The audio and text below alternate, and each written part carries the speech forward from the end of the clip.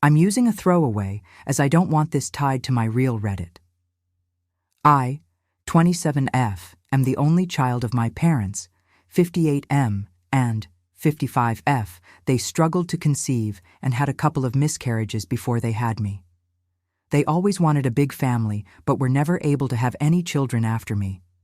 Growing up, they would always make jokes about how they'd just have to wait until they had grandchildren to get the big family they wanted, and it always sat a bit sourly for me, as I've never really been interested in having children myself.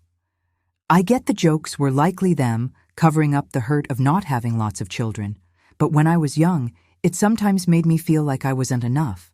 I have told them several times in the past I have no interest in children, and I won't ever have any. At first, they always insisted that it'd change with time, and I just wasn't ready yet.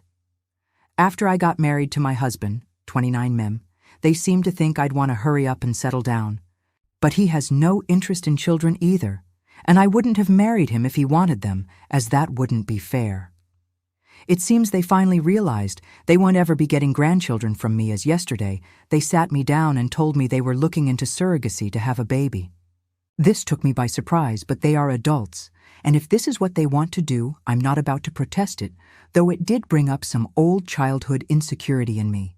I told them if this is what they wanted to do, they should go for it, but to know that I won't be helping out any more than an older sister role, and that if anything happens to them before the child is an adult, I won't be raising the child.